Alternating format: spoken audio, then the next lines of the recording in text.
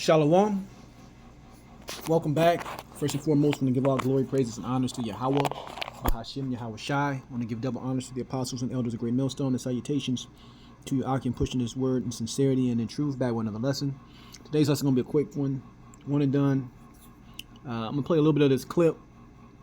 It's from the Diary of a CEO. Fair use. Ex-Google insider warns you are not prepared for 2027.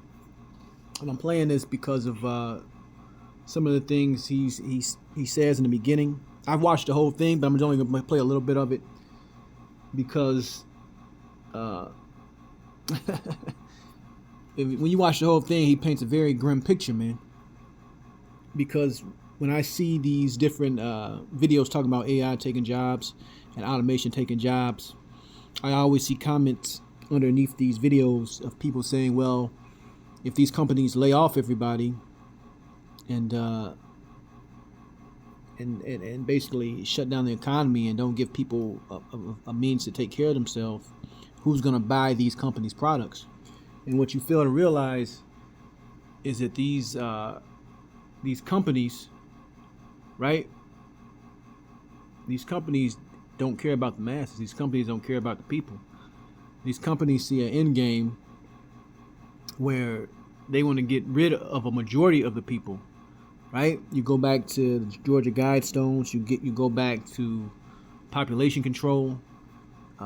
We're entering a time where mass death is going to become very, very common. All right, and a lot of these things are going to be set up through the Spirit. It's prophesied in the Holy Bible, man. All right, the scriptures talk about there's going to come a time where many people shall be taken upon the earth, roughly paraphrasing that, you know. I believe it's in the book of Ezra. But let's play a little bit of this video, grab a scripture, and that's going to be it. One of the big questions I've had on my mind, I think it's in part because I saw those humanoid robots, and I sent this to my friends, and we had a little discussion in WhatsApp, is in such a world, and I don't know whether you're interested in answering this, but what do we do? I was actually pulled up at the gym the other day with my girlfriend. We sat outside because we were watching the shareholder thing, and we didn't want to go in yet. Yeah. And then we had the conversation, which is, in a world of sustainable abundance, where the price of food and the price of manufacturing things, the price of my life generally drops, and instead of having a cleaner or a housekeeper, I have this robot and does all these things for me. What do I end up doing? What is worth pursuing at this point? Because you say that that the cat is out of the bag as it relates to job impact. It's already happening. Well, certain kinds of AI for certain kinds of jobs, and we can choose still from here which way we want to go. But go on, yeah. And I'm just wondering, in such a future where you think about even yourself and your family and your friends, what are you going to be spending your time doing in such a world of abundance? Because I made a video maybe maybe 6 months ago dealing with it was a special with Oprah Winfrey. She had a bunch of AI basically gurus on there. Sam Altman had Bill Gates, and they talked about 3-day work weeks, people not having anything to do. But they're painting this as a good thing, as a rosy picture. Are you gonna have tons of free time?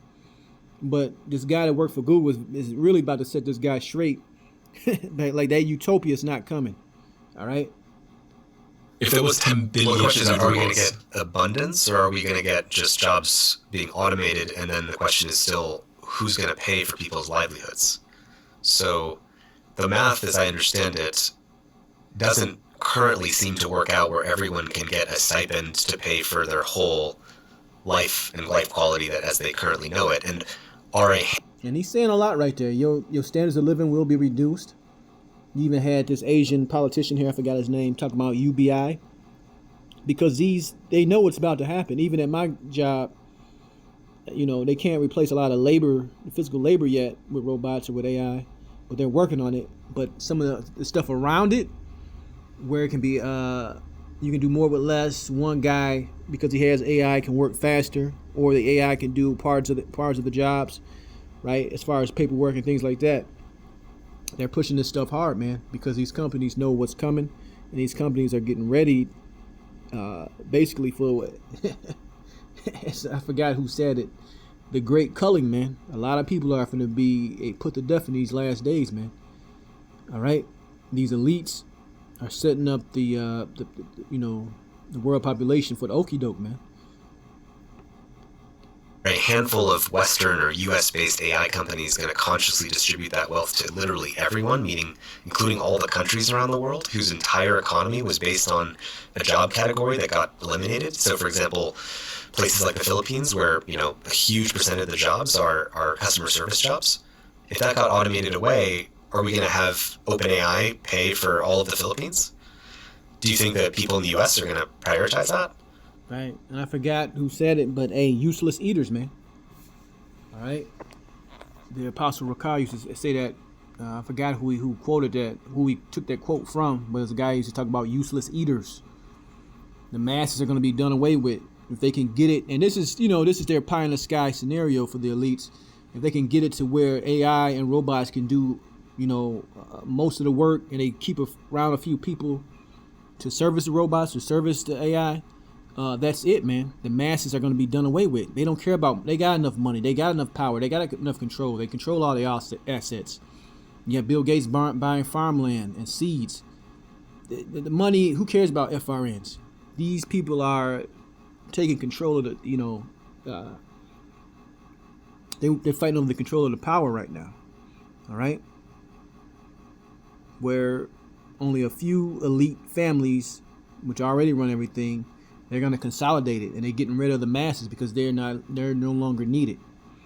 So the scripture I'm going to grab is Matthew 24 and 21. It says, "For then shall be great tribulation, such as was not since the beginning of the world to this time, and no, nor ever shall be. And except those days should be shortened, there should be no flesh saved. But the elect's sake, those days shall be shortened." Right? This is going to be perilous, horrific times coming, man, because once society is upended with this new technology and this new way of life and this new digital mark that's going to be coming to prove your allegiance to this wicked place, all bets are going to be off, as they say, man. So if Esau really had his way and the Lord didn't intervene, everybody it would be out of here, man. But let's finish this off. So then you end up with the problem of you have law firms that are currently not wanting to hire junior lawyers because, well, the AI is way better than a junior lawyer who just graduated from law school. So you have two problems. You have the law student that just put in a ton of money and is in debt because they just got a law degree that now they can't get hired to pay off. And then you have law firms whose longevity... And that goes for a lot of different fields, not just, the field of law or becoming a lawyer. It goes into business, retail, computer programming, all that. AI can do it, and they can do it cheaper and faster. So all these people spending this money for these degrees is becoming a total waste. And these people are becoming disenchanted and bitter at this system, man. All right? There's going to be revolutions, wars, all these things are going to happen in these last days. All right?